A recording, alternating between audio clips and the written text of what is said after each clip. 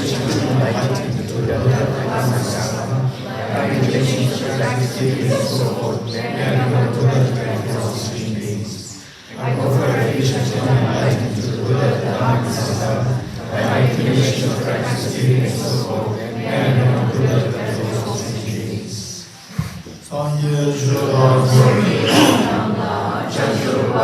Anye Gyamso Che, Anye Jinso Gebe Sonamge, Tola Penche Sangye Dupa Sho.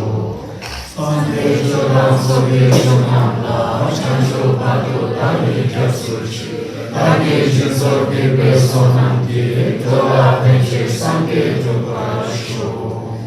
Sangye Jura Soge Junamla, Chancho Bado, Anye Gyamso Che, Anye Jinso Gebe Sonamge, Tola Penche Sangye Dupa Sho. Is there anybody who can help me to identify the three principal aspects of God in the text?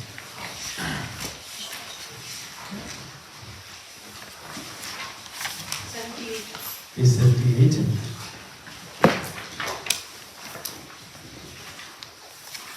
Okay, thank you. Page 78.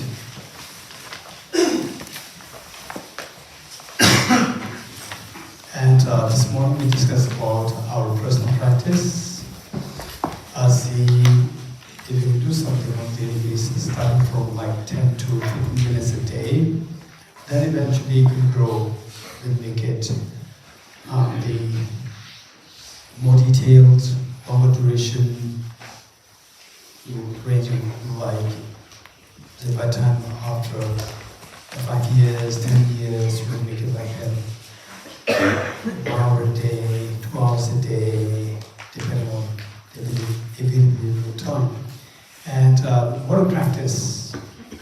What a practice! To make sure that the practice is very succinct, and that that we don't really the productivity is there, a great productivity is there. In other words, cost effective. What a good effort. That is also here. So for this, the 4 things to be done: single point meditation, renunciation, bodhicitta, and the wisdom of emptiness. With these 4, then take the aspiration process profound, which we will do in more detail from tomorrow onwards. If this much you can do on a daily basis, over time you see the growth.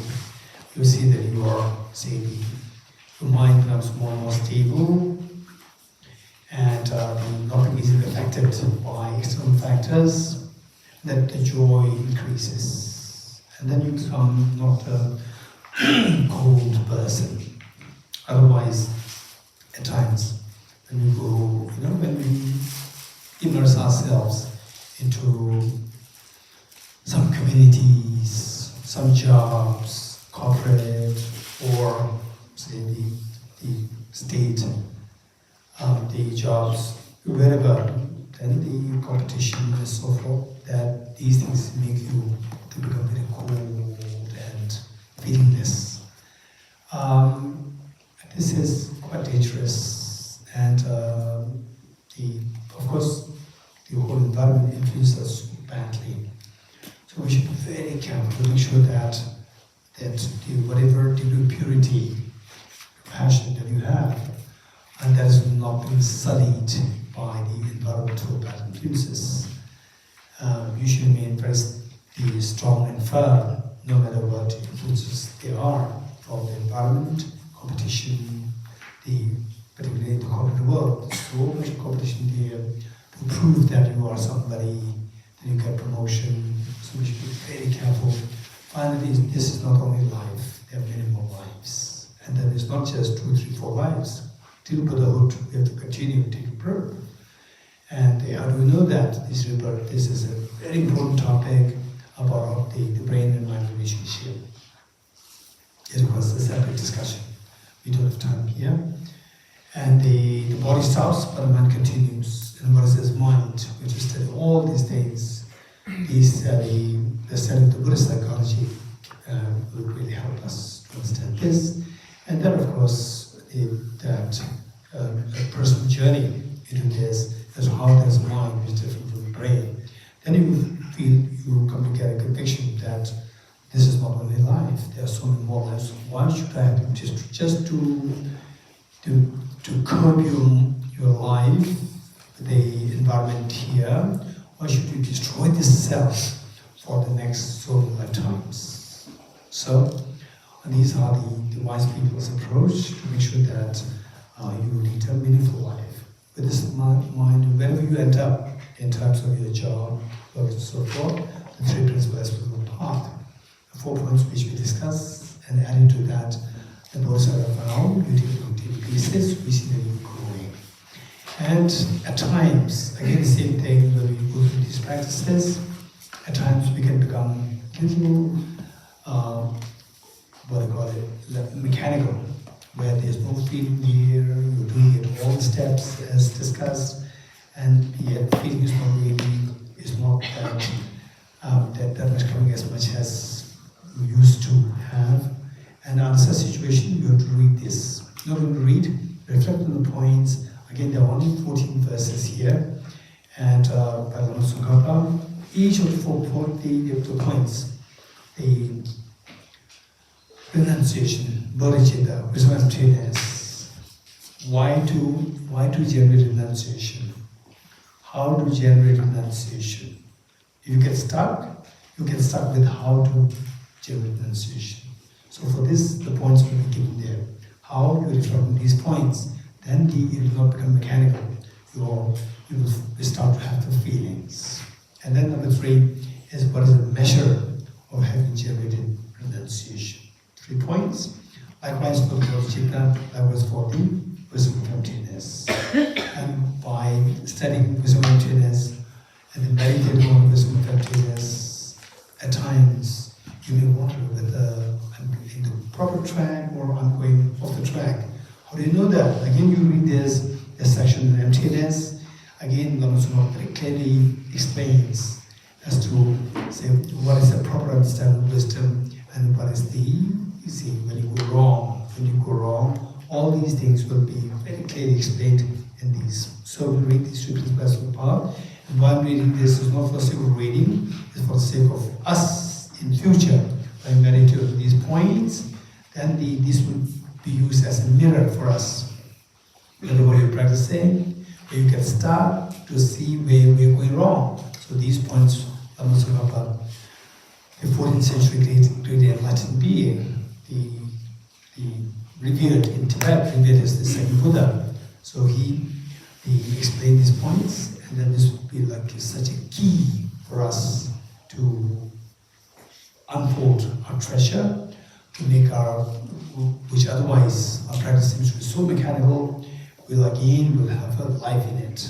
Okay, let's read this together. The 2 principal aspects of the path, by Lama Tsongkhapa. Bow down to the Lamas, as well as that being of understanding the essence of all the teachings of the Buddha. The path praised by conquerors children, and tends to those who desire liberation. This is the clear mind of fortunate ones, who are not attached to the joys of second existence. Try to make good use of leisure and opportunity, and directly amongst the paths that pleases the Buddhas.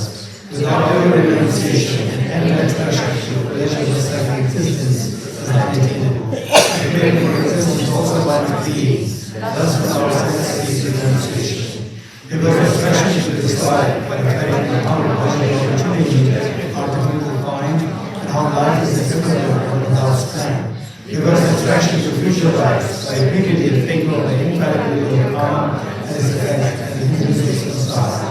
Contemplating thus, when for an instant you do not admire the splendors of second existence, and when you intend on the liberation, renunciation is already there. Renunciation is imparted by pure one of bodhicitta, however, but not bring forth the perfectness of unsavasa enlightenment. Therefore, the wise ones remain existence of bodhicitta, sweat up in the kind of the 4 powerful rivers, like the strong ones whose arms so hard to do. All the animals are fasting, oblivion levels by the darkness of ignorance. Born and reborn in boundless second existence, ceaselessly tormented by the 3 diseases, thinking of what else is insufficient to generate the free mind of bodhicitta. although you train in realization upon Abhijita, without wisdom can realize the thought of purity, you cannot cut the root of seven existences. Therefore, self understands dependent arising. One sees the infallible cause and effect, all phenomena inside and Nirvana, and destroys all forces of apprehension, as entered apart as Jesus of others. Appears like a dependent arising, evidence is understanding that is filled with perceptions, and all ideas are we have not yet realized the eternal with us. When these two realizations are concurrent, by the mere thoroughly infallible dependent origination, concurrently destroys all the rascals with definite discernment at the time that analysis is profoundly effective. Furthermore, appearances through the external existence, emptiness through the external non-existence. You are not captivating the real extremes. Oh my child, once you have realized one of the three principal paths, seek solitude, cultivate trace of protection, and really reach the finest final. Okay, I remember many years ago when His Holiness was giving teaching on this. I remember that the last verse, verse 14, when it says, "Oh my child, once you thus realize the points of the three principal paths, renunciation, buddhism, the perfect view, seek solitude and cultivate strong determination, and quickly reach the final aspired goal."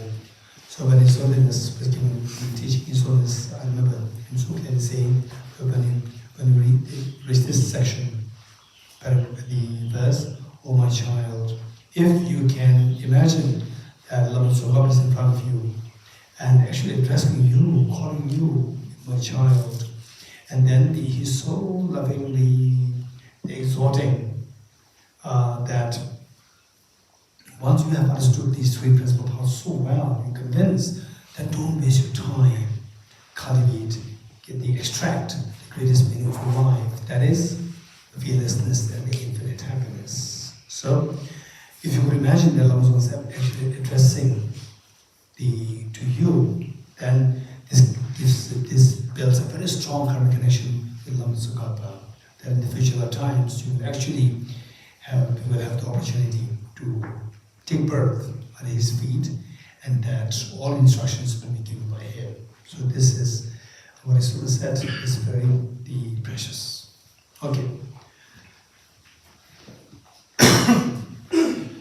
Where did we leave this morning? And Apprehension and appearance.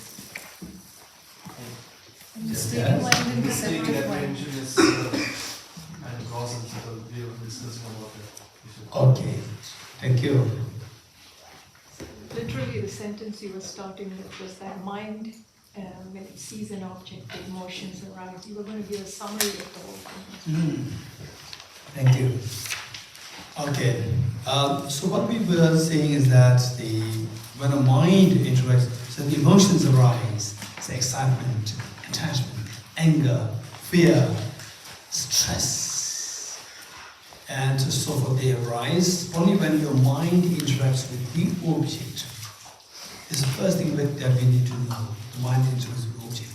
And how the mind interacts with the object, for example, like I test a flower. So it's just a direct touch between the body and the flower. But when your mind interacts with the object, it's not necessary that there should be a physical touch. It can be even from distance, the interaction happens. For example, like the person who you dislike, the person passes by you from distance. Instantly the irritation is felt inside. So interaction already happened. This interaction, given that it does not require the subject object to come in contact physically. So how do they interact? They interact through two activities. Act of appearance and act of apprehension. And the act of appearance is related to the object, and act of apprehension is related to the subject. So, and with these two things, act of appearance and act of apprehension, these two things can go wrong. The example that we gave is that a person joins your company and your friend gives you a very bad impression or the wrong information about person A, to be very bad, nasty, such and so forth. And then the first impression that you got is that the person is so nasty. And then you also see that it's objectively very nasty. And you build up a barrier. After a while, mixing with the person for about like 2 months, 6 months and so forth, then you see the person is so kind, so nice. So now, in fact, I have a greater authority to describe this person than my friend described the person. Because my friend knows the person only for 2 days, and I know the person for 6 months. And my friend said that person is so nasty, but he's not, she's not, he's so good, so kind, so selfless. So earlier you had the wrong appearance and wrong projection, wrong apprehension. So now the person appears so nice and you have a good impression. Okay, so appearance and the apprehension, they are two. So likewise, we talk about seeing a blue snow. Sneha seeing blue snow and you seeing blue snow. So the snow appears as blue to both of you. Both of you. So the snow is not blue, but it appears as blue to both of you. So for both of you, the snow mistakenly appears as blue. Appearance-wise, there is a mistake. Then you don't believe the snow is blue, although it appears as blue, but you don't apprehend the snow as blue. But Sneha continues to see the blue, believe the snow to be blue. Oh, snow means it's blue. So which means the subject-wise, not only appearance from the object is mistaken, subject also apprehension is mistaken. The mind apprehends the snow as blue. So with this connection, in this connection, I ask the question: so which of the two is easier to be fixed, and which of the two is more subtle? So what he said is that the Pepasilla, he said that it is easier to fix the mistaken apprehension. How do we fix it? How do we fix it? Say, when somebody says, no, the snow is never blue, it is white. It is white, and if you don't believe in it, remove the glasses. Remove the glasses, you see it white. Oh, I see. The glasses are blue. Again, you put it back. Sneha puts it back. Again, the snow appears as blue, but now she will not believe there is blue.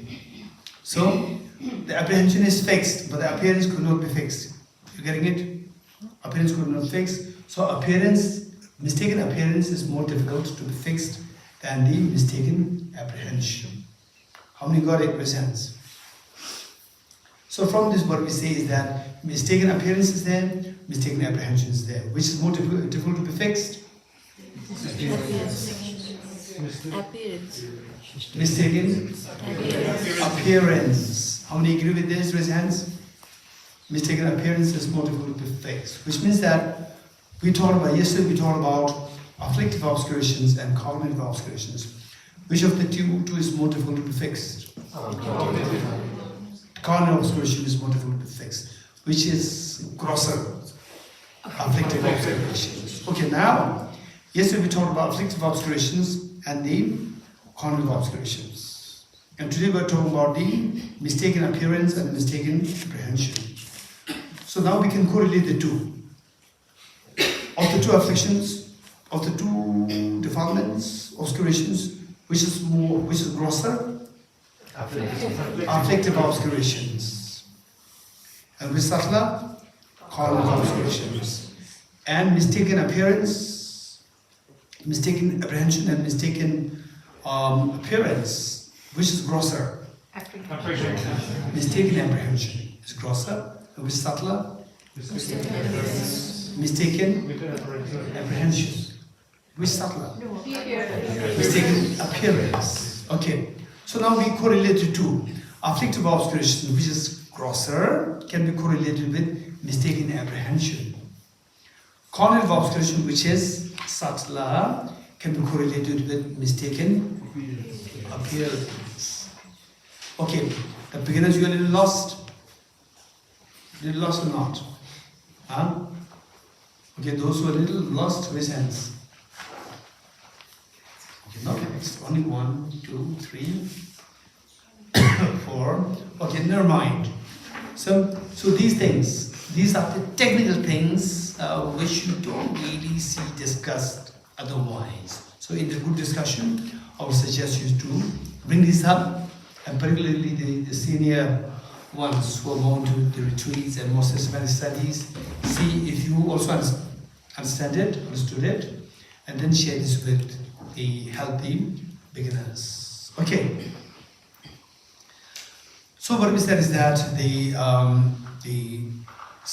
and also what we discussed this morning is that the things all exist subjectively, but they invariably appear as objectively real. Okay, appears objectively real means that they appear as objectively real to whom? To the subject. To the mind. To whom? To the mind of the subject. To his mind. To her mind. No, to me. To me. Or say it again. Everything exists, everything appears to be objectively real. To whose mind it appears objectively real? My mind, to me. You're getting it? Which means that your mind is affected by wrong appearances? Hey, mistaken appearances? Yes. Afflictive obscurations. No, cognitive. So your mind is affected by cognitive obscurations. This is indication. The fact that things appear as objectively real means my mind is affected by cognitive obscurations. You're getting it? There's no blue snow there. There's no blue snow there.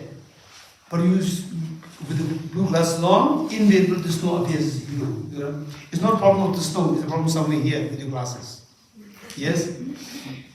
And your glasses are very dirty, right? You look at the very beautiful Mount Kailash. You see it's very dirty Mount Kailash. You getting it? And don't blame Mount Kailash. Don't think of starting a Mount Kailash clean project. Right? Just fix your glasses. Project to clean your glasses. Mount Kailash is okay. You're getting it? So this is where things don't exist at all, don't exist as objectively real, but they invariably appear as objectively real. Yes, no? Yes. You pick up something and look at it and see how it appears to you. Objectively real or subjectively real? Objectively real, okay. And if it appears subjectively real, right? It appears. If the object appears subjectively real, in the first place you will not come to this class. Then you're an Arya being. Then you're an Arya being, perhaps. If you do come to this class, even seeing things subjectively real, you have come to check with me. Okay, others will not come to this class if things appear subjectively real. Okay. The fact that it appears as objectively real means that your mind is affected by cognitive obscurations. Mistaken appearance, cognitive obscurations, these two are connected. Okay, now look at it again. Look at it again. Look at the object again. Not only see how it appears, see how your mind believes it to be. So, you believe that, okay, don't think that you're philosophers. Look at the object and see that how your mind believes, how your mind apprehends this object. Object real or subjectively real? Objectively real. So mistaken apprehension. Mistaken apprehension. Which means that again there's no objective reality there. Your mind is apprehending it. Which means that your mind is affected by the afflictive obscurations. You're getting it? So when it appears as objectively real, it's affected by cognitive obscurations. When your mind apprehends as objectively real, it is affected by afflictive obscurations. Which means our mind is affected by both obscurations. Yes? Yes. Okay, my question to you is how do we know that, on what we have learned thus far, how do we know that your mind is affected by afflictive obscurations? Reasons? Anyone? Anyone? How do you know that your mind is affected by afflictive obscurations? Jimela? Because we objectively apprehend it? Because there's the wrong apprehension, mistaken apprehension takes place, viewing the object as objectively real. This is afflictive obscurations, and this is not because of the object, it's because of something wrong in my mind. That wrong that's with my mind is known as afflictive obscurations. Anybody would like to explain to us how your mind is affected by cognitive obscurations? Anyone? Raise your hand. Raise your hand. Anyone? Yes. The mind is mistaken with the act of appearance. So the appearance of what? Appearance of the what? The pen is chocolate? Of the object. Of the object to be chocolate?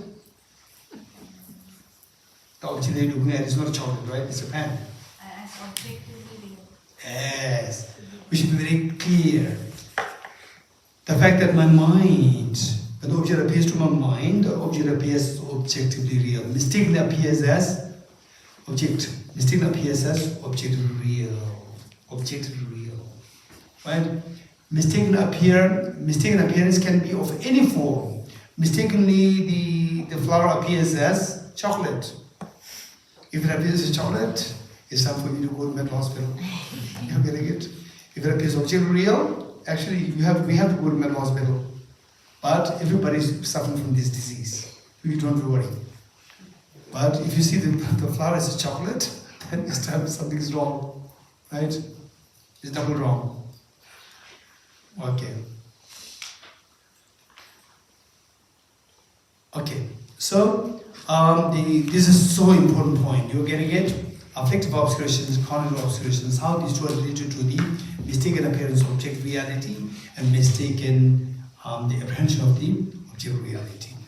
Let's not forget, this is so important. Then, once you know this, okay, mistaken, yes, things don't exist objectively. For the first time, you get some understanding of emptiness. For the first time, you get the understanding that objective things are not there, things are empty.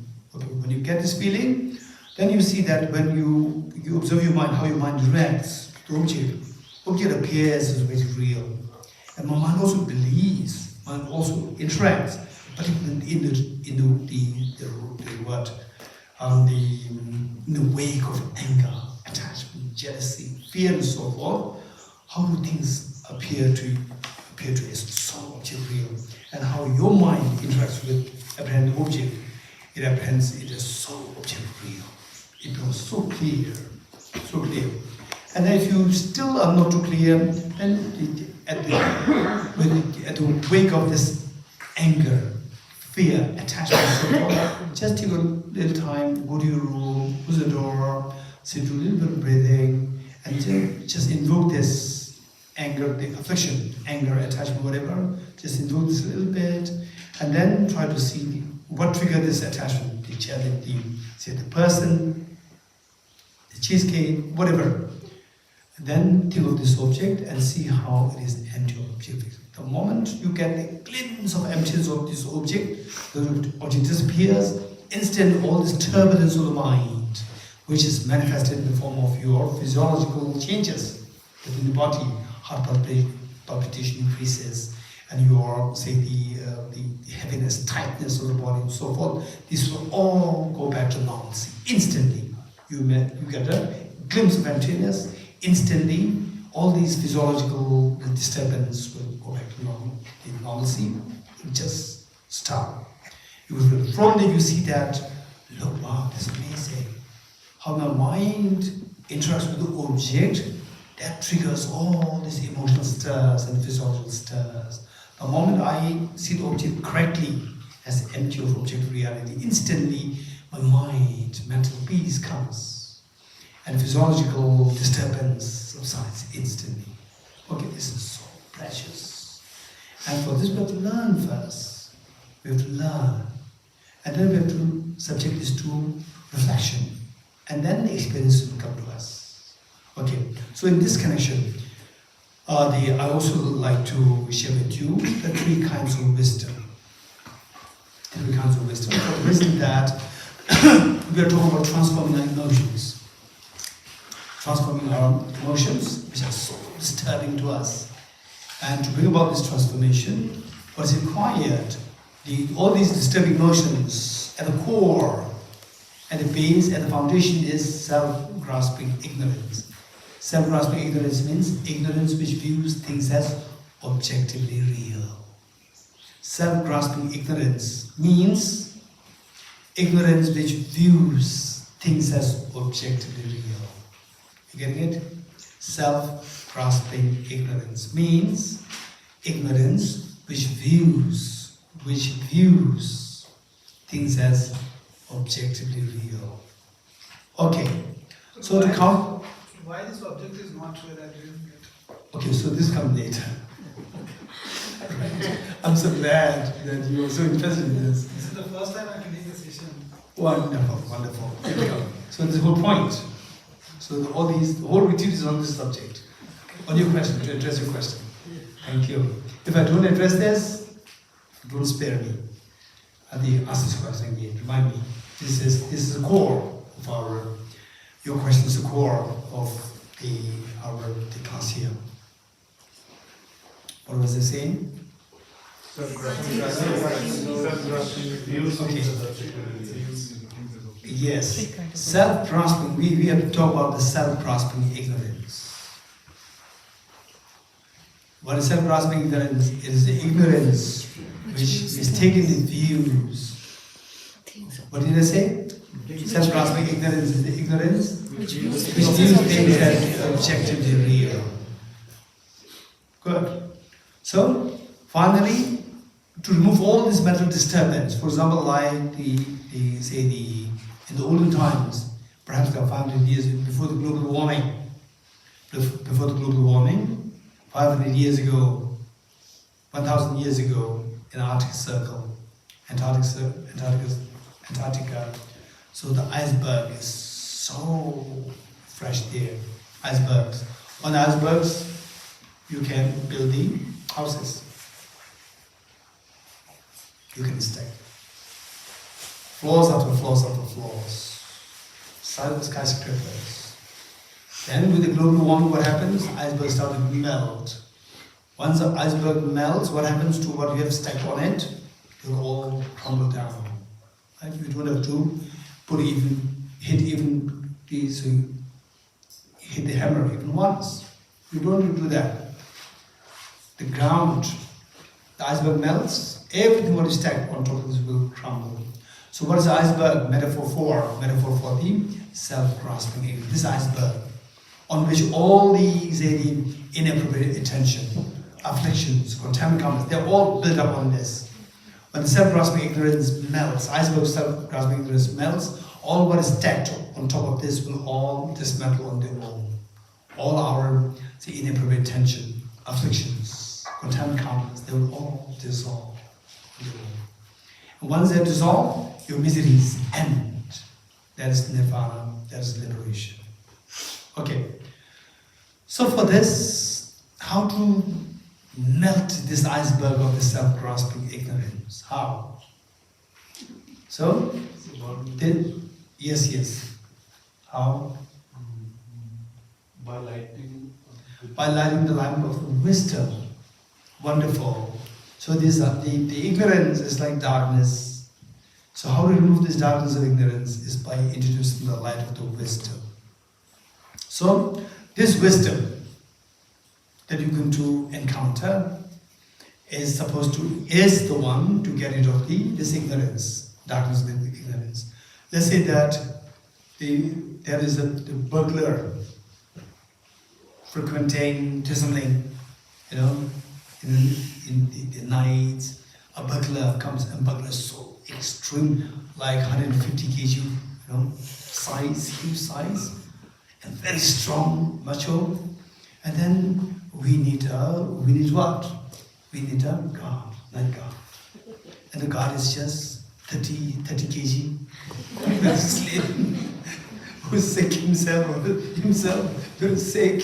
Do you think that? So this guard is our wisdom to counteract the darkness, ignorance, 150 kg, macho, very strong, right? So this burglar, if he comes to know that there's just like, look, not 30, 40, 50 kg night guard, right? He will laugh at us.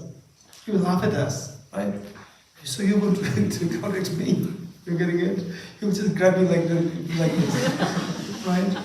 So which means that then how will we succeed? What should we do now?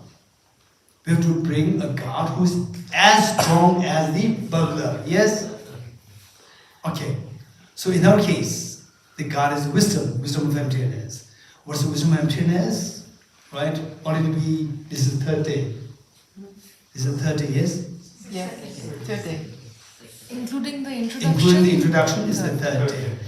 So third day still no wisdom of emptiness. But this very strong, mature ignorance is also there within us.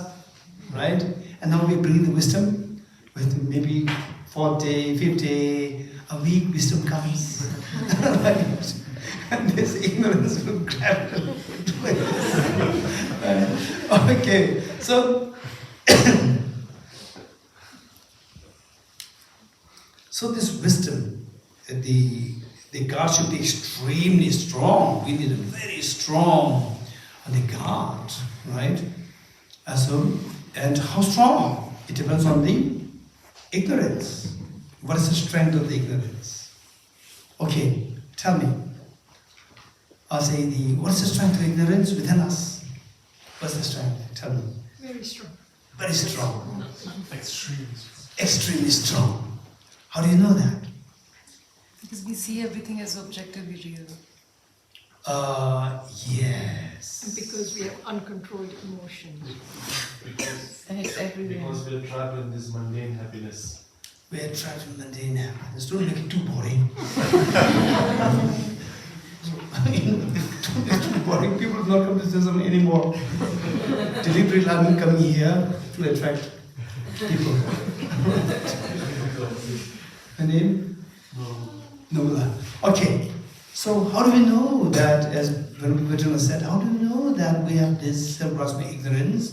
So till you get some experience of emptiness, you will have no clue what is self-grasping ignorance. You getting it?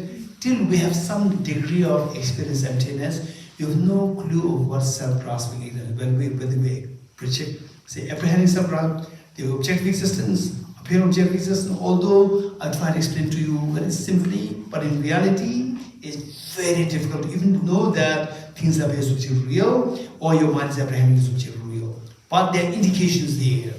How do you know that? Say, how strong okay, let's say that what we said is that the self-grasping ignorance is like the iceberg on which all its offshoots in the form of inappropriate tension, afflictions, contaminant karmas, they're all stacked up. And look at the offshoots. Offshoots we can see. Like, for example, say the attachment, anger, jealousy, fear. We can see them so easily. You see them? Yes?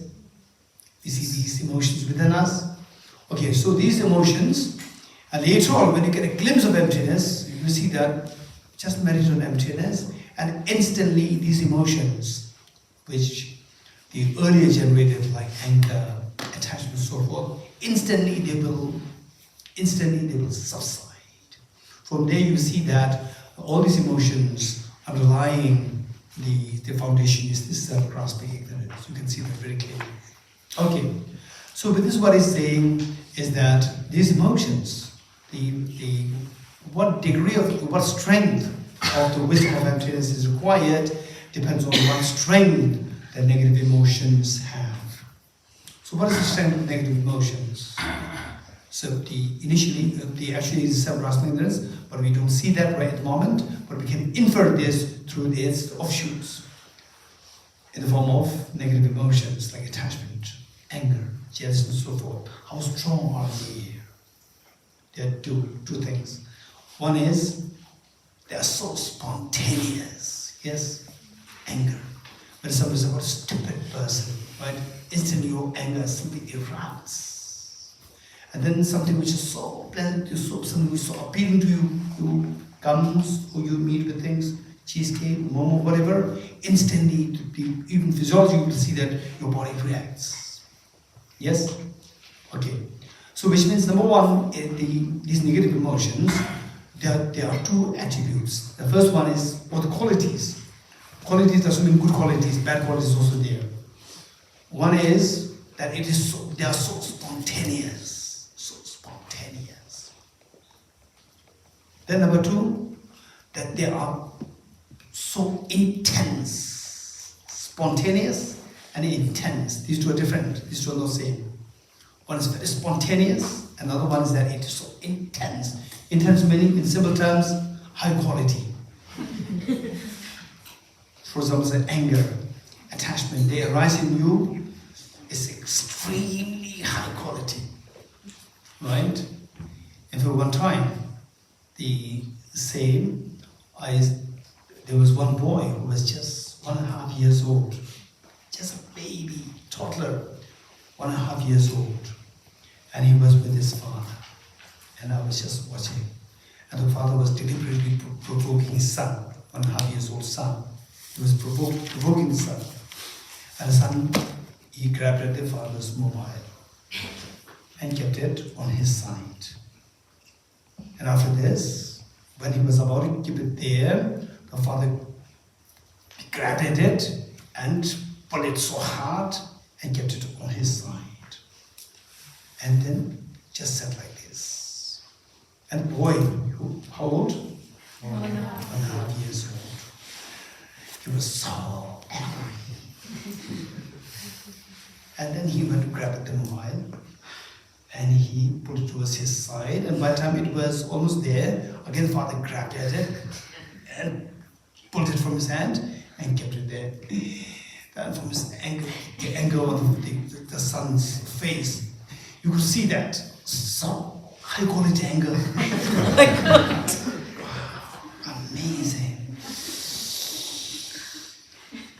Where did this boy learn this anger? From where? It's a very little boy. But the mind is not little boy.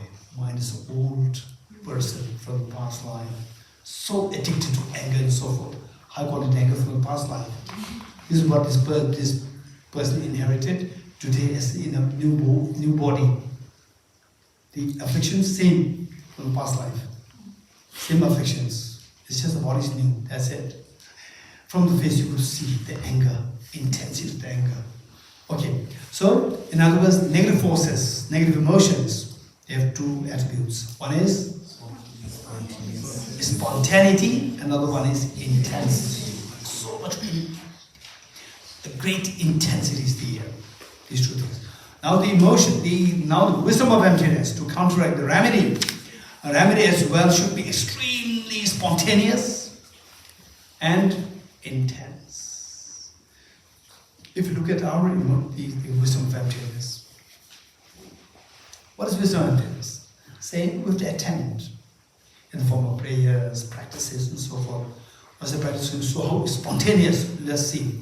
So you should do your evening prayers at say 5 o'clock, and is 5 to 5. Still I have 5 minutes. Is it intent? Is it spontaneous? No. Still I have 5 minutes, which means that you want to delay. It's only 5 o'clock now, right? Okay, I'll do it after 5 minutes.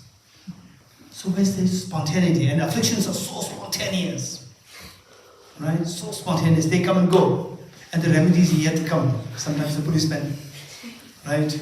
The robbers, they break in, destroy everything. And you call the police, right? And the robber, they broke, stole everything. They left, and after 3 hours, the police come. So what's the purpose? If there's any policeman, I don't need to demean the police, right? So this is just the metaphor. So this is exactly what's happening within us. The negative emotions, they are like extremely effective burglars, robbers, and so forth. They destroy us and they leave, and then the remedies are slowly coming. There's like sick people, they're coming, are remedies. So, but even these remedies are so precious. It doesn't mean that you are just hopeless. No, we have to start from there. So, these remedies also should be as spontaneous, as intense as the negative forces. How to make this happen? How do they make this happen? Through 3 steps. First one is the wisdom derived through learning. Wisdom derived through learning. Second one is wisdom derived through reflection. And the third one is wisdom derived through meditation. 3.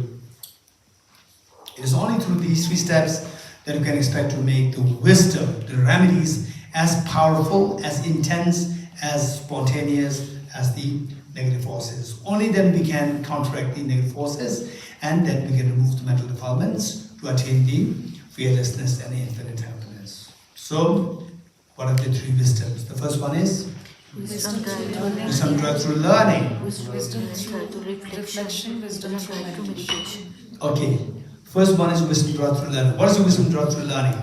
Okay, let's listen. These are not just vague ideas. They have a crystal clear definition and meaning for each of the wisdom. You're getting it? We cannot conjecture. We cannot guess. Oh, wisdom, we learn something. Wisdom reflection, we reflect something. Wisdom meditation, no? The next question is, how would you demarcate between the wisdom derived through learning versus wisdom derived through reflection? How do you demarcate? What's the demarcating line? What's the demarcating line between wisdom derived through reflection and wisdom derived through meditation? It has a crystal clear, say the meanings, definitions, and the measure of having upgraded from the first wisdom to the second to the third. They have very clearly explained the first one. What's that? Wisdom derived through learning. Wisdom derived through learning is the wisdom or the knowledge is the borrowed knowledge. Borrowed knowledge. What do you mean by borrowed knowledge? Say somebody tells you about emptiness, you learn it. You learn it, and the next time when you go out, somebody asks you how confident you are. I don't know how it is, how things are empty of objective existence. I don't know that, but okay, this is what I learned as ultimate reality. So you just mimic what others say. For example, today, if you ask me what is the famous equation of Albert Einstein, I would say E equals mc squared. But you know how this E equals mc squared is derived? I don't know. I don't know the derivation. How it is derived, I don't know. So which means you can say E equals mc squared? Yes. Are you sure that this is the equation of Albert Einstein? Yes. Yes. So this is I just borrowed. This is the information which I have, which I'm not convinced. I'm yet to get the conviction in this. I just borrowed it from Albert Einstein. I mimic somebody. I just copied from somebody. A copied knowledge or a borrowed knowledge. This is known as the wisdom derived through learning. This is the only way. This is how we have to proceed. So, for example, let's say that you are you are looking for. Let's say that you are looking for a laptop, and a laptop cable, and USB connections. You're looking for a whole set, and you go to the sharing room, right? You go to them, and sharing room said, "Oh, Geshe, this is very useful for you." She gave me some laptop or whatever, and then I take a huge bag. I put it there. I don't know whether it's whether it's functional or not functional. I'm not too sure. It doesn't matter. I just keep it there. And then Nicola comes. Oh, this is good for you, right? So I ordered something, but I'm not too sure. It doesn't matter. Just put it there. So you get hundreds of these things. You put it there. It doesn't matter. Keep all these things. Once you get home, what do? You put all of them down and see which is actually functioning. You're getting it? And whatever is functioning, you take it and then you fully, okay, this is what really is useful for me. So the rest which is not useful, you can discard. So information that you get on emptiness, bodhicitta, whatever you learn them. So once you learn, later what do? Then whatever you learn, you try to recall them and subject them to analysis. Subject them to reflection. But reflect on this, and then you get a conviction. Yes, it is true.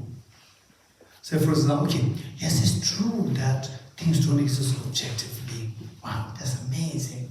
When you first get a real feeling of amazing, wow, that's amazing. Tickling sensation comes to your body, goosebumps come to your body, and oftentimes a tinge of fear can come to your mind.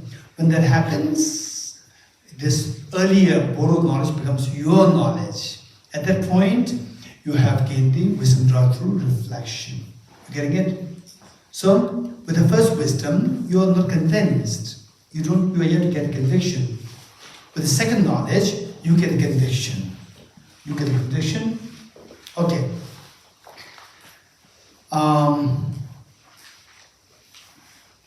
Say, when I was in school, high school, teaching school up there, when I was little, maybe age 5, and my math teacher, she said that all the boys and girls, you have to learn the multiplication table of 3 by heart by tomorrow. And then class over. So unlike today, the parents, they ask the children, what is your homework? No. Even our foster mother, she's illiterate, right? So we forgot. And the next day, the teacher said, okay, Dorji, stand up, you have to recite the multiplication table of 3. No clue, right? Stand up means I know how to stand up, I stand up. Right? 5-year-old boy, Dorji, tell me, recite. I don't know anything. So she was saying, she's still there. She was saying, Dorji, 3 ones are, that's easy. 3, good. 3 twos are, no idea. 3 twos are, no idea. So my fingers, they go behind. Right. 3 twos are, 6, good. 3 threes are, 7, 9, good. Sit down. Okay. Did I get the correct answer or not? Yes. I get the correct answer. Did I know how 3 into 3 equals 3 equals 9? How 3 into 3 equals 9? Did I know the answer? How it is derived? I have no clue. I have no clue. You getting it? But I've got the correct answer. Correct answer, this is wisdom drawn through learning. I learned from my teacher that how to do 3 ones are 3, 3 twos are just count 4, 5, 6, 3 threes are again count. What? 7, 8, 9, 9. This is what I learned. And what's the meaning of this? I have no clue. Today if you ask me, Dorji, what is 3 equals 3? 3 into 3, or say 9. Are you sure it's 9? I would say 100% yes. How do you know that? What's the meaning of this? I know the meaning. Say if I'm going to give apples, 3 apples to each of the 3 nuns here, I have to take 9 apples. 3 apples for one, 3 apples for the second, 3 apples for the third, 3, 3, 3, 9. This is the meaning. So I got the condition now. So that is wisdom drawn through reflection. It becomes your knowledge now. Earlier, when I got the correct answer, but not knowing how, what it means, it was a borrowed knowledge. That's wisdom drawn through learning. Today, I know that. Not only I know that, I know the meaning of that thoroughly. It becomes my knowledge. That is wisdom drawn through reflection. Okay. Now, how many of you know 3 into 3 equals 9? Raise hands. How many 3 into 3 equals 9? Raise hands. Okay, if you don't know that, right, you cannot go for shopping. Okay. Now let's see. Let's see. How do you know plus and minus? Additions and subtractions. Raise hands. Don't worry, not big numbers, small numbers, less than 4. And that too, no multiplication. When I was 5 years old, the teacher was asking for multiplication. For you, no multiplication. Just plus and minus, numbers less than 4. How many can do that? Raise hands. Okay, now let's do that very quick. Let's do that. And what I expect you to do is that you just do the calculation mentally. It's very simple. Mentally, don't utter a word. Don't utter a word. Do the calculation mentally. Only when I ask you what's the answer, then you say this. Till that point, give it to yourself. Do it mentally. Ready? Angela, ready? 2 plus 1 plus 2 plus 1 plus 2 plus 2 plus 2. What's the answer? 12. That's amazing. Wow. Okay, let's do it again. I promise, not complicated. It's the same thing, as simple as the first one. Ready? Again, the thing is that you have to tell me the answer only when I ask you what's the answer. Till that point, give it to yourself. Ready? 2 plus 2 plus 3 minus 1 plus 2 plus 3 minus 1 plus 2 plus 3. Don't utter a word. Don't shout. Don't laugh. Give it to yourself. Ready? 2 plus 2 plus 3 minus 1 plus 2 plus 3 minus 1 plus 2 plus 3 minus 1 plus 2. What's the answer? Good. No? What's the answer? Okay. So, the second part, is it more complicated than the first one? Not at all. But the second one, you couldn't get the answer. Why not? My mind is too slow. Because I said it too fast. How do you agree with the principle that sense? I said too fast. Okay. Do you agree with me that I said it too fast? Okay, let's all do this. 2 hands out. Let's see what I'm doing. Okay, what happened? The sound of the clap erupted. So this sound of the clap erupted. Now only one hand. Don't hit somebody else. No sound. You're getting it? Why in the first case there was a sound? Because the 2 hands came together. With only one hand there's no sound. The sound is symbolic of your miseries. And this sound naturally comes into being because of the 2 factors. External factors, internal factors. You getting it? Okay. So here are the same. When I said the calculation and then you couldn't give the answer, you said that I said it fast. So me saying it fast, is this true? Yes, I said it fast. That's the external factor. And from your side, your brain works very slow. Right? But you blame only me. You did not blame your brain working slow. So these are both equally responsible. Me saying fast, your brain working slow, both are equally responsible that you couldn't make the answer. But you blame only the external. You're getting it? So in other words, your brain works so slow.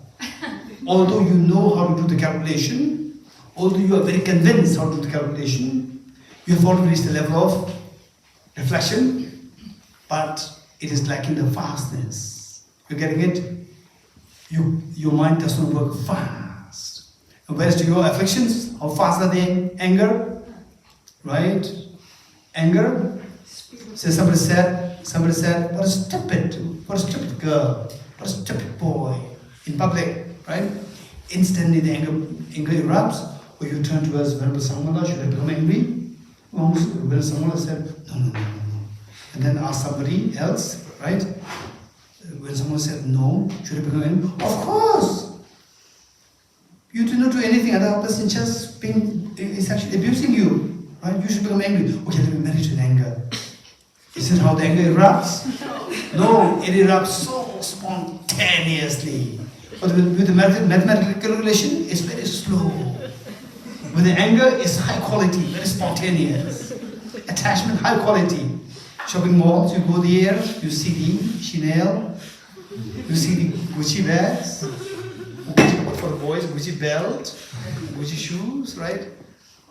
Instantly, this attachment simply erupts within you so fast. So our mind, it's not that our mind works slow. No, that's not true. Our mind, there are 2, positive and negative. Negative minds, they work so efficient, so fast, high quality. Positive minds, they work so slow. You're getting it?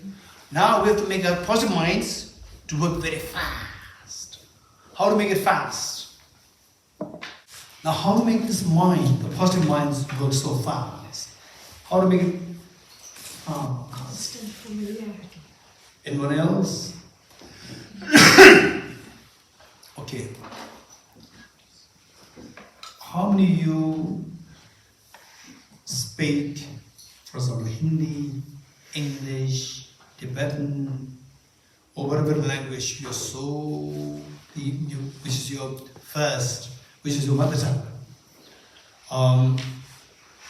Do you speak as fluent as how you speak today when you were 1 day old or 1 year old? No. So how come that you're able to speak so well, do it so fast? Practice. Through practice. What do you mean by practice? What do you mean by practice? Repetition. What do you mean by practice? Do you meditate? Okay, my language, right? I meditate to make my language faster. Did you meditate? No. What do you mean by practice? Repetition. Repetition. You're getting it? Don't make things so boring. So, what is samsara? Right? So, what is misery? Attachment. Right? So, what do you practice? Meditation. Don't make things so boring. You're getting it? Make it very secular. Secular, once you know the concepts, then apply these technical terms later on. You're getting it? So, otherwise, you're supposed, may I become Buddha for the better all sentient beings? For the better all sentient beings. Yes, so some people need, yes, our good health, right? Samsara, nirvana, Buddhahood, right? Then attachment is so bad. Then people, what do you say, right? It's nothing to do with me. Get off my way. Okay, so you cannot help others. So first, try to make things very simple. Take away the technical terms. Make it simple. Understand the concept. Once you understand the concept, then attach the technical terms. You getting it? Okay. And then there's a joy there in you. You'll find the joy in what you are saying, what you are sharing with other people, what you are contemplating. You'll find the joy. Okay. So how do we fast? Practice. What do you mean by practice? Repetition. Repeat it over and over again. And this is nature of mind. Our mind is a tremendous quality. For example, let's say I want hot water. I want hot water. So what do? You boil the hot water. You boil the water. And it becomes hotter. And then it reaches like, 100 degrees. Right? Keep boiling it. I want it really hot water. Keep boiling. What happens? The water evaporates. You getting it? Which means that if you keep boiling it, again you reach the point. What do you call it? Boiling point. Boiling point. Once you reach the boiling point, finish. The water evaporates. You will not get the water. Okay. And then the ocean boat, he runs 9.58 seconds, 100 meters. 100 meters, 9.58 seconds. How many you can run in 10 seconds? Results? He ran 9.58. 9.58. 59, I don't know. Okay, 9.58. And how many you can run in 13 seconds? Okay, in 15 seconds. In 20 seconds, all of us. 20 seconds, all of us, yes? Boys, girls, all of us. And this is about 25 seconds. This is 25 seconds. Okay, if you can run 25 seconds today, if you practice it, in 1 week's time, you can run 24 seconds. You think so? Just be interactive. Say if you can run 100 meters in 25 seconds now without any training, Yes. I make you to train for the next 1 week. The training is given. Do you think that you can run 100 meters in 24 seconds? Yes. Good. This means in 1 week, you're able to run 24 seconds. In 2 weeks, 23. In 1 month, reduce 4 seconds, 20 seconds. Second month, another 4 seconds, which is 16 seconds. Another month, 12 seconds.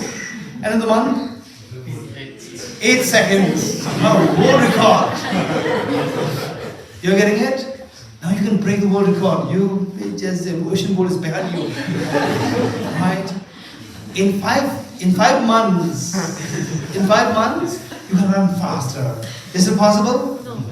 Why not? There is a limitation. Huh? The plateau, you reach a plateau. You will reach a plateau there. From there, you will not progress any further. You're getting it?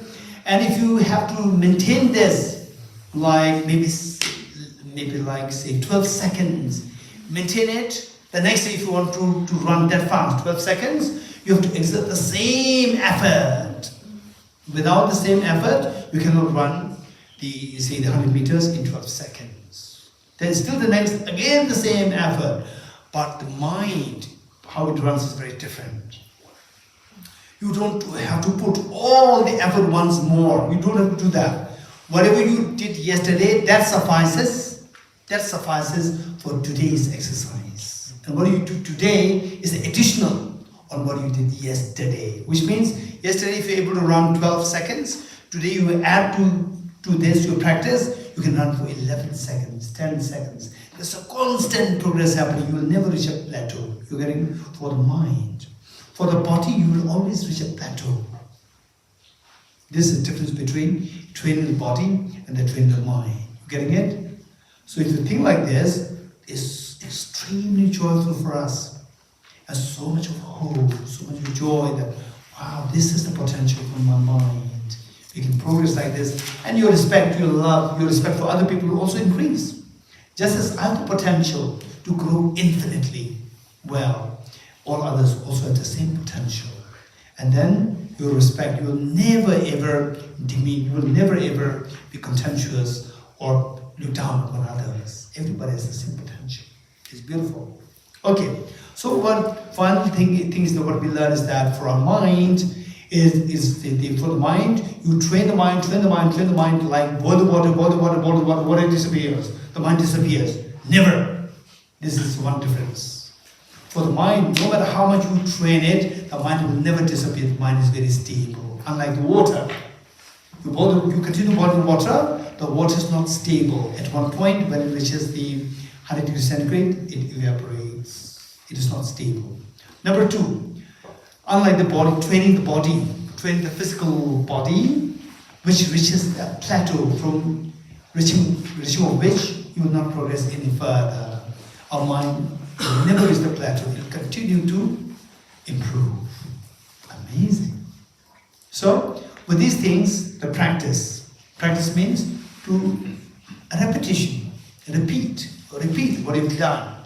With all the conducive factors intact, you repeat, the progress keeps happening. Because then this mind, the wisdom of emptiness becomes faster, and becomes more and more qualitative. You will gain the quality and gain the spontaneity. You're getting it? And then at one point, it becomes so natural that without any effort, you just want to think of the emptiness instantly, spontaneously, the wisdom of emptiness comes to you. Okay, so that is through the constant practice. That constant practice of the virtue is known as meditation. So when you succeed to have this very spontaneously arising within you, at that point, your wisdom is upgraded from the wisdom of reflection to the wisdom of meditation. You're getting it? So these are the differences and the demarcating lines among the three wisdoms. Good. So, in order to reach to the level of the wisdom of meditation, only within the wisdom of meditation, again there are two. Within the wisdom of meditation, there are two. One is conceptual level, and the other one is non-conceptual level. The conceptual level, you practice over. First, conceptual level. You practice over again, eventually it will be upgraded to the non-conceptual experience. Okay. So, with the non-conceptual experience, non-conceptual experience of emptiness, non-dual wisdom of emptiness, direct realization of emptiness, these three are synonymous. Period. Non-conceptual experience of emptiness, non-dual wisdom of emptiness, and direct realization of emptiness. These three are synonymous. Only when you get this quality, this wisdom, direct realization of emptiness, only then you can counteract the mental defilements. Counteract mental defilements. Okay. So to reach to that level, okay, now look, what is the actual remedy to remove the mental defilements?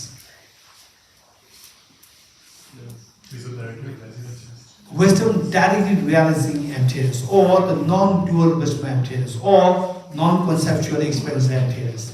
This is required. But to reach to that level, you must have the conceptual experience of emptiness.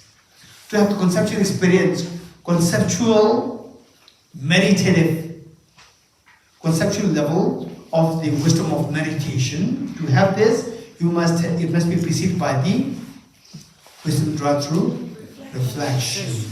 To reach to that level, it must be preceded by the wisdom drawn through learning. This is the only way. There's no shortcut. This is the only way. If you really want to be kind to yourself, that eventually I must stop the tears of the pains of samsara. I must stop the tears of the pains of samsara altogether, completely. If this is what you think, this is the only way. First, learn the wisdom of emptiness, wisdom drawn through learning, then subject this to reflection, and try to make it your knowledge. Wisdom drawn through reflection, then go to wisdom drawn through meditation. Within that there are two, conceptual and then eventually non-conceptual. So this is the only way by which we can stop the fears, stop the pains of samsara. This is the only way. Okay. Then the next is a small yes. Geshe, we talked about how negative emotions are so spontaneous and very intense. There are 3 remedies also suggested, right? Yes. But the remedies are very slow. It is powerful, but then it's very slow. But my question is, how do we get the negative emotions in the first place itself? Why do we inherently have it? Does it? Okay. The negative emotions. The question Sabala is asking. Negative emotions. In the first place, how do we get these negative emotions? Or how do we how these negative emotions exist inherently within our mind? Okay. So for the second one, I would say that no matter how intense, how strong, since how long the negative emotions are with you, they're never inherently with you. If they're inherently with you, you cannot do anything. So they can be instinctively with you, but they are not inherently with you. These two are very different.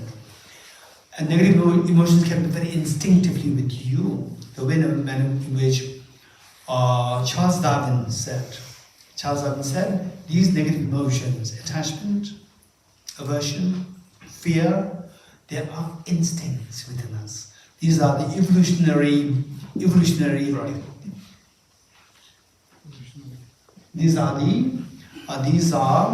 These emotions. They are evolutionary gifts for us. GIFTS, evolutionary gifts. Buddha said these are not gifts. These are poisons. But Charles said these are evolutionary gifts for us. These are instincts. These are evolutionary gifts. Why gifts? Because these emotions help us to survive. You want to survive? These emotions help us to survive. Why? How? Attachment. If you don't have the attachment, this is what he's saying. If you don't have attachment, you will not look for the good food, good house, cheesecake, and so forth. You will not look for the conducive factors for your survival. If you don't look for the conducive factors for survival, you cannot survive. And anger. Without anger, you will not get rid of the non-conducive factors for your survival. Without which, again, you will not survive. Fear. Without fear, if a tiger comes, you will not run away because there's no fear. And if you don't run away, that tiger will eat you up and finished. You cannot survive. So these negative emotions are required, not negative.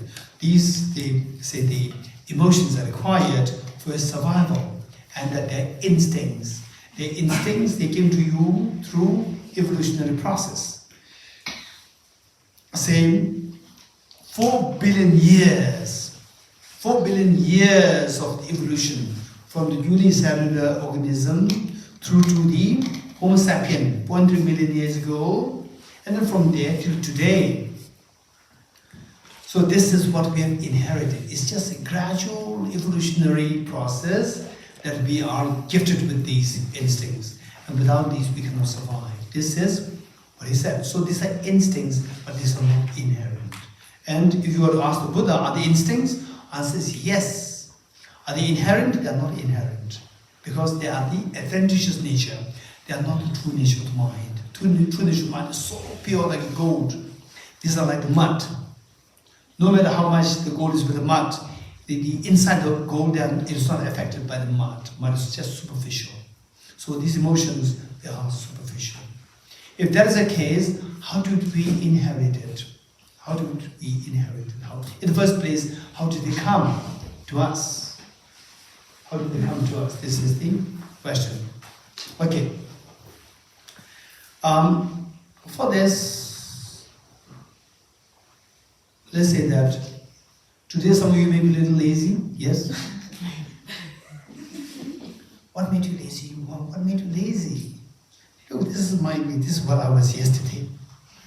This is what I was 1 year ago, 10 years ago, right? And why were you lazy 10 years ago? That was like 20 years ago. Why were you lazy 20 years ago? Because of past life, right? So you go back, and it is never that you were so clean, and suddenly the negativity came. It's never like this. But the true nature of mind is always clean. True nature of mind is always clean, and why the afflictions are within me today is because of yesterday. Cause and effect. Because of yesterday. Why yesterday? Because 2 days ago. Why this life? The past life. This is how we track back. You getting it? Okay. Good. Any more questions before we go further? No questions? Yes. You said that the negative emotions are very fast and spontaneous, but I feel that also positive emotions are very fast and... Like what? Like love and compassion. When I see something that's hard, it comes very fast. It comes very... It's amazing. Yeah. I think it's not only me, I think it's... So basically... like joy, happiness, sometimes... Okay, let's say the compassion. Compassion. Compassion towards somebody who is sick, who is ill, who is hungry. Compassion arises. In some cases, it's very spontaneous. Very true. So let's say there is say you're a small boy, age 7 or 8, and there was another small boy, age 7 or 8, on the street begging and sick, hungry. And you tell the mom, please give something. And the mom gives something. And the next day you say, Mom, please, can we not adopt him? If you want, I will adopt. Yes, please, I'll be so happy you adopt. Then because you adopted now, two of you are same, right? Same school, same uniform, same chocolate. And in the school, your grade is B+, and your brother, adopted brother's grade is A+, right? So initially when you go together to school, you're so happy, so proud, so happy. Then gradually whole focus, attention goes to your brother, foster brother. And your brother is so intelligent that then he gets extremely, say, which country you're from? Israel, Tel Aviv University, right? And you are, very local university, small university. And then gradually, I don't know about you, but generally speaking, what you earlier see as was compassion now becomes a jealousy. You're getting it? So this where the quality is not there. Seems intense, but it's not qualitative. You're getting it? It's intense, but it's not stable. It changes to jealousy. So this is one thing. And also that the compassion, what you call as compassion, this is, in a way, is greatly attachment. We see as compassion. Yes, it is. It's very beautiful. But if you think more deeply, we see that it is contaminated by self-grasping ignorance. Okay, so the positive emotions, are they all very slow? Not necessary, in simple terms, not necessary. But the positive emotions do counteract the negative emotions. That is the wisdom of emptiness. That is, forget about slow fast. It's not there with us in the first place. And to bring this up, it is so slow. You getting it? Okay. Otherwise, you're right. What's your name? Yaniv. Yaniv. What Yaniv said is perfectly true. That not that all positive emotions are very slow. No. Even the love for your mother, love for your child, although it can be tainted with attachment, still is a positive emotion. It's so precious, so precious. It can be very fast, intense and strong. Good. Any more questions? Yes. Ishila, like the 3 steps, wisdom through learning, then wisdom through reflection and meditation. Like you keep stressing like how they're not random at all, and they're very well designed basically. So from what I understand, they should be followed in this order, right? But a lot of times people say that start meditating, and I know a lot of people who start meditating before going into intense studies. Like I personally need to understand and get conviction before getting into anything else. But this order is not always followed, I believe. But so this is a good question. So when people who I know, most of you, and then when you meet your friend, and when you meet your friend in front of me, then you will say that, hey, you must go to Krishna's class. I said that don't make things very boring. You're getting it? I say that, I tell the person, don't come to Tibetan house, but don't come for class. Come for class. Come for a cup of tea, not for class. You're getting it? So the first thing is, what do you want? You begin the question. What was the question? What was the question which started this whole course? Whatever to go. What do you want? We start from there. You're getting it? So the person who starts with meditation is fine. What do you want? No, I just want peace of mind. I'm so fed up with all my husband, wife, children. So complicated. I just want to have peace of mind. Right? True meditation, true breathing. Perfect. There's nothing wrong. And the person says that, oh, I want to learn about the singing bowl, right? Tibetan singing bowl. There's no Tibetan singing bowl. I want to learn about Tibetan singing bowl, right? No, for Tibetan unity is not singing bowl. It's the body wisdom emptiness. No, I don't care. I want to know singing bowl. Then singing bowl. Right? Is this what you want? Don't force. Wisdom of learning, wisdom of reflection. Don't force. Just see, you ask what you want. And from there you begin. You're getting it? So if the person says that, I want just meditation, right? So Meghalgarj is meditation, right? Then let's go to meditation. Right? What kind of meditation? With closed eyes, close eyes. Right? Meditation. Just sleep. It's not meditation, just sleep, there's no sleep. But that's what he's happy about. Let him do that. Whereas only if somebody says that I want to stop my tears of samsara, that's enough. Now enough is enough. I don't want the tears anymore. I want to stop it. Then you talk about, are you serious? I'm very serious. You want to do anything that takes you there? Yes. Then follow Ye Dharma Hetu Prabhava. All these tears, they arise from the causes. What is the cause? These causes are taught by the Buddha. What is that? Ignorance, self-grasping ignorance. How to get rid of this? Introduce the counter force. How do we introduce counter force? Learning, reflection, meditation. So only this is how we have to proceed. One, the next direct answer to your question is that when it's saying that these 3 steps is only in the context of cultivating the wisdom of emptiness and bodhicitta, not otherwise. Otherwise, for breathing meditation, you don't have to go through studies, reflection, meditation. No need. You directly go. You learn a little bit about how to do the technique. You learn it and you do it. It's fine. Only if somebody says, "I want to stop the tears of samsara," simply by sitting for meditation, breathing meditation, it will never stop the tears of samsara. You probably give like momentary relief, right? No, this is it. So the Buddha appeared. If the Buddha, we're still in samsara, right? So let this person meditate and then fall asleep. Let him do like this. And then maybe one day will come that, I'm tired of all these things. Please teach me something more concrete. Then you can teach Ye Dharma Hetu Prabhava. So this is like response, as you said. Yeah. More questions? Thank you. Vishnu, I have 2 general questions. My first question is long time I got encounter with some family scholar.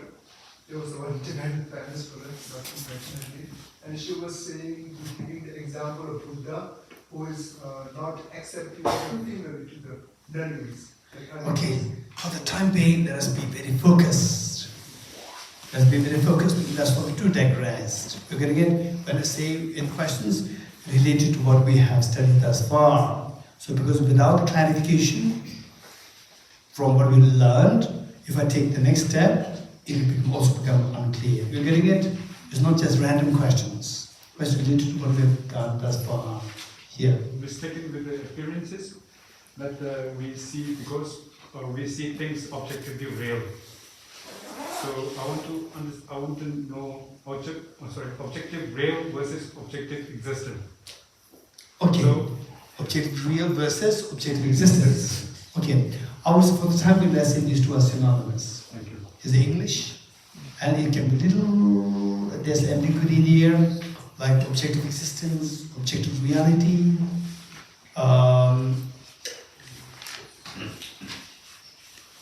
ultimate existence, ultimate reality. So the language-wise, there's a little ambiguity there. For the time being, let's keep these 2 as synonymous. It'll be fine. Which means her is also like random question. Okay, good.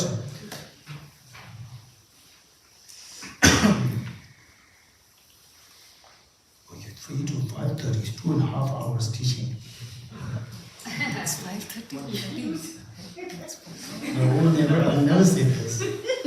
So for me, the maximum class is 2 hours. It says 2.5 hours. This is a record. In my life. It's only 1.5. It's 4:30. 3 to 5:30, I think. It's 4:30. No, he's reading the schedule probably. Oh, sorry. Okay. So now So from this, tell me one thing, that what you find is something that you have to learn now. Now feel a sense of urgency that I have to stop these tears of samsara. Yes, I know all the steps. Now I should know this. What is this? What is this? Raise hand. Raise hands. Yeah. Oh. How to stop the Ignorance. in a appropriate attention. How to stop the inappropriate attention. Okay. How to say all these tears are sufferings, and sufferings are because of Gotamic karmas. How to stop Gotamic karmas? To stop Gotamic karmas, how to stop the afflictions. To stop the afflictions, how to stop the inappropriate attention, how to stop that. Anyone else? Anyone else? Quick. Anyone else? No one. Except for one, no one. So what is that thing? You feel that, okay, now this is the urgent thing that I have to know. Right? After, say, imagine that we started with the motive is to stop the tears of samsara. Understand that? Non-dual wisdom of emptiness. How to build up this non-dual wisdom of emptiness. So, again, this is not the direct thing, because non-dual wisdom, for this we know, for this something has to precede. What is that? Conceptual experience has to precede. For the conceptual experience of the emptiness to have, what should precede that? Reflection. Wisdom drives reflection of emptiness. For that, Wisdom drives learning. You're getting it? So, what is the immediate thing we have to learn right now? Anyone? Wisdom drive through learning. Wisdom drives through learning.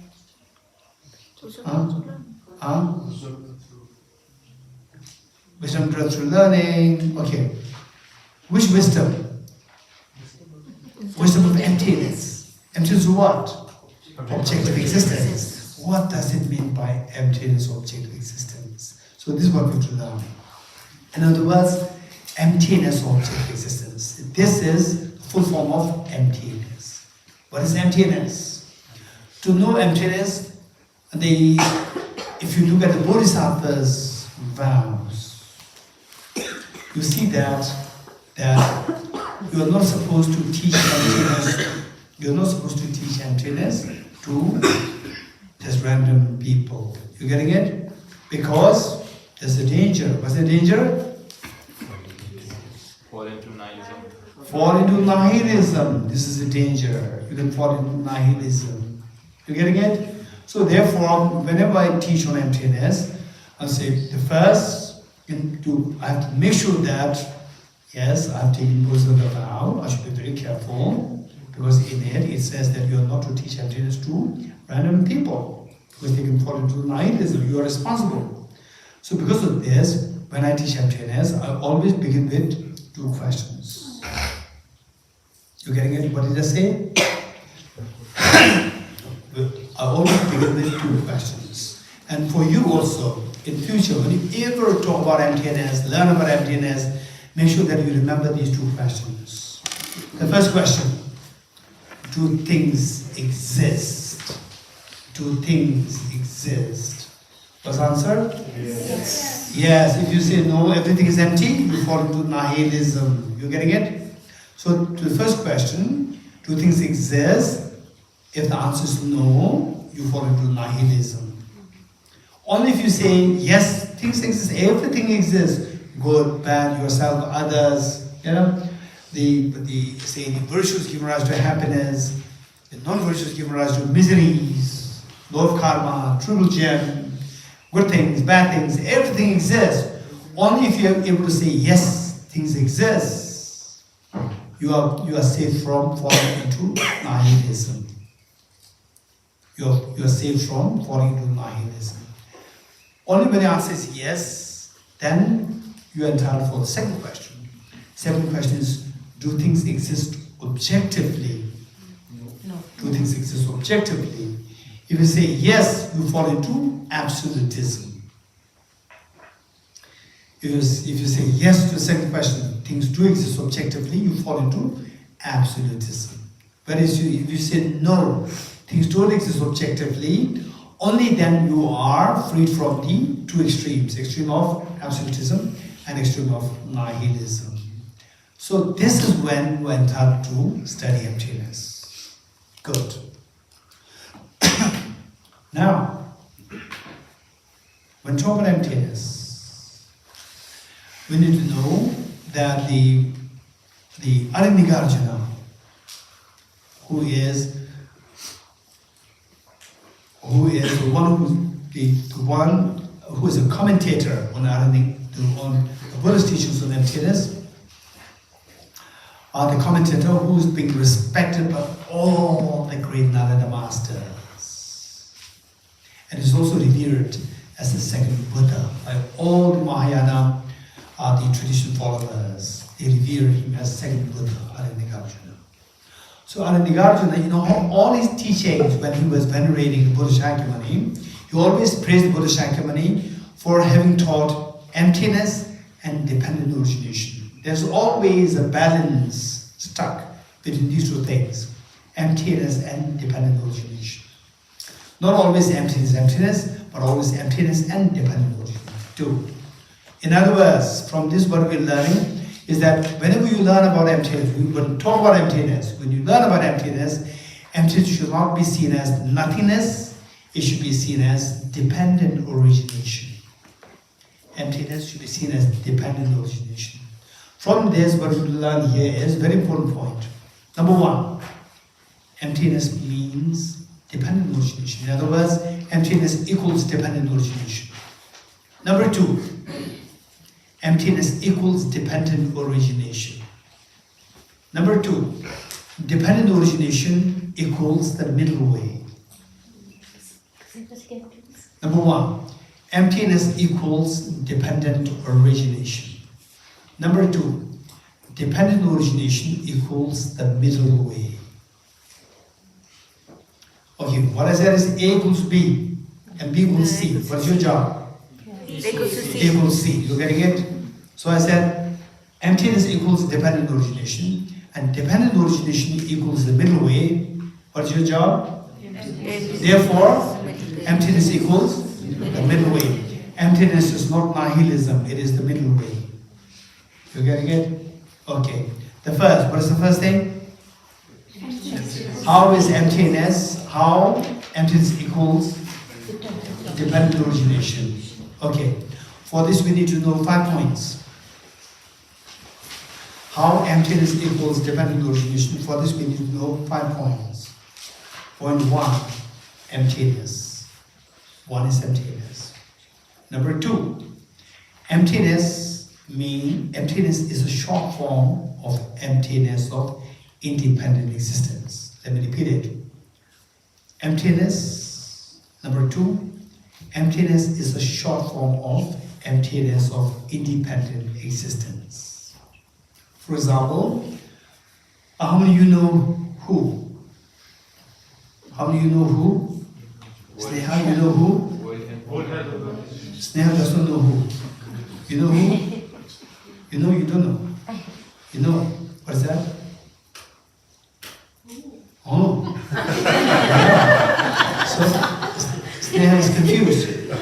Sneha thought that I'm asking who's who. Right? Okay, what is who? Anyone else? World Health Organization. Yali?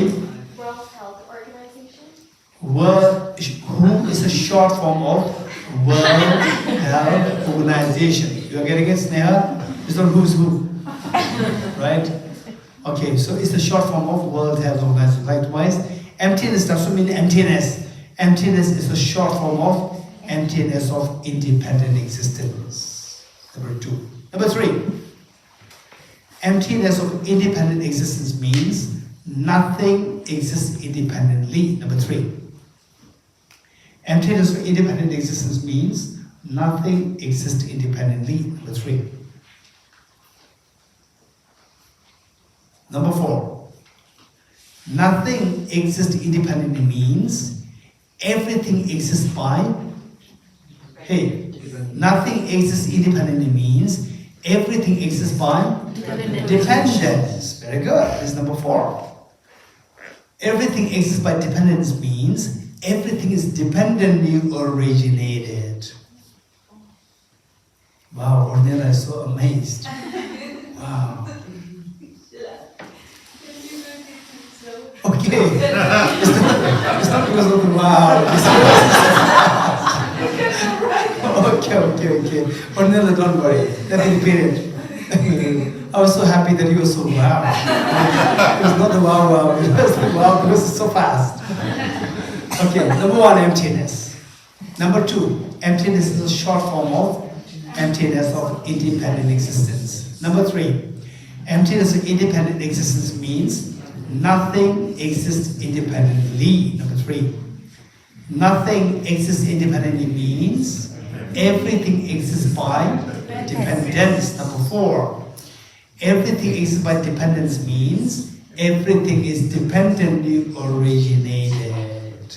So from these 5 points, we come to deduce that emptiness means dependent origination. Okay, what's number 2? Dependent origination equals the middle way. How dependent origination equals the middle way? For this, we need to know 2 points. Point 1, dependent origination has 2 sides, dependence and origination. First, dependence. When I say dependence, what's the opposite of dependence? Independence. When I say dependence, it rejects independence. Independence and absolutism used to be the same. Oh, it is so absolutely right. It is so independently right. So independence and absolutism used to be the same. So when you say dependence, it rejects absolutism. It rejects the extreme of absolutism. Because it rejects independence. Independent and absolute is to us same. So it rejects the extreme of absolutism. And the other side is origination. When you say origination, origination means something comes into origination. Something comes into existence. What's the opposite of existence? Non-existence or nihilism. So when you say origination, it rejects nihilism. Nihilism, nihilism, same. It rejects nihilism. So, dependent and origination. Dependent, it rejects the extreme of absolutism. Origination, it rejects the extreme of nihilism. Now, bringing the 2 together, dependent and origination, bringing the 2 together, the 2 extremes are rejected. Extreme of absolutism and extreme of nihilism are rejected. Rejecting the 2 extremes is following the middle way. Therefore, dependent origination means the middle way. Okay, so now we've already deduced how emptiness equals the dependent origination and how dependent origination equals the middle way. Therefore, emptiness means the middle way. It is not nihilism. You gotta get this is so important for us to know. Okay, I think it is too much information. We'll stop here.